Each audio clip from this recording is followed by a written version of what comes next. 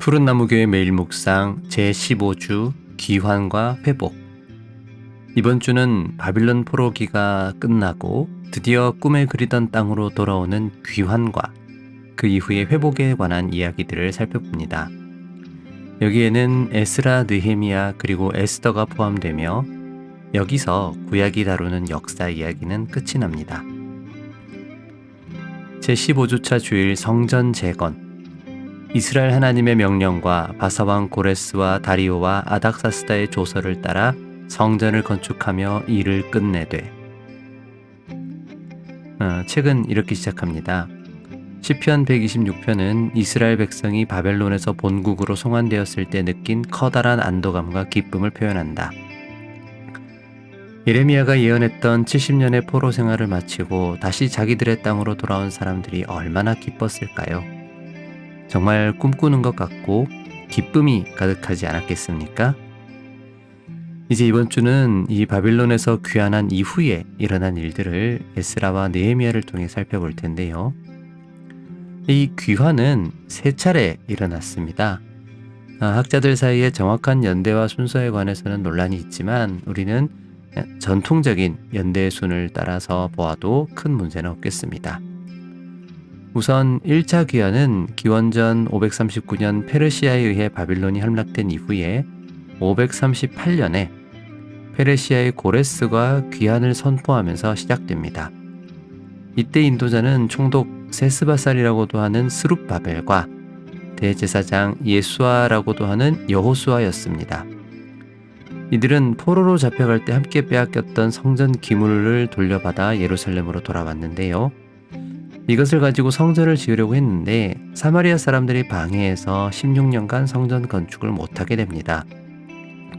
하여 학개 선지자의 동료를 통해 다시 성전을 짓는 이야기가 학개서에 잘 나와 있습니다.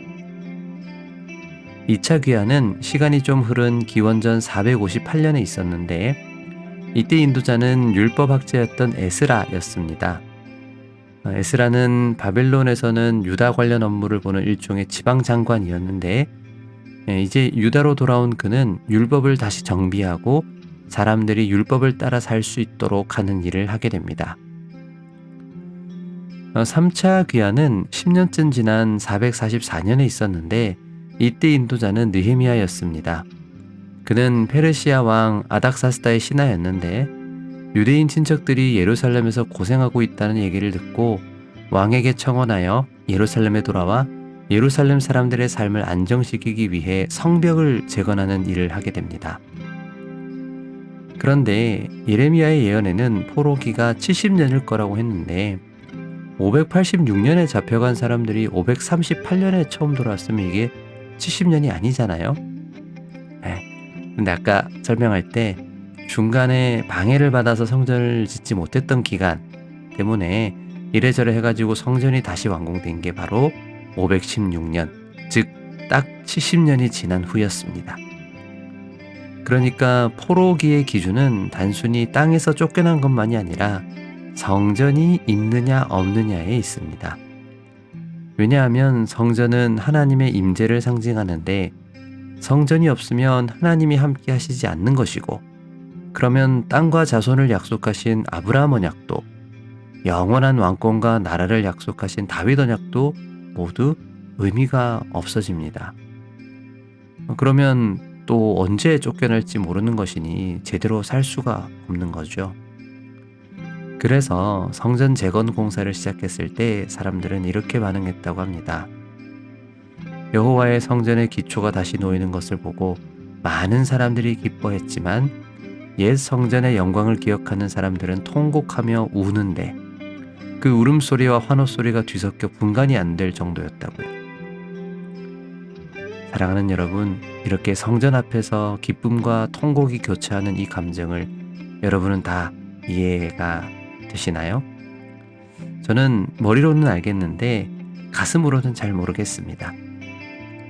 하지만 성전이 상징하는 하나님의 임재, 하나님의 함께하심이 얼마나 중요한지는 저도 제 인생의 가장 어두운 순간을 거치면서 많이 느꼈습니다. 바라기는 여러분도 혹 삶 속에서 하나님이 없는 것 같은 시간을 보낼 때 하나님과의 관계가 다시 회복될 것을 기대하고 소망하며 또 그 회복 가운데 온전히 감격할 수 있기를 바랍니다. 이를 기억하며 함께 기도하겠습니다.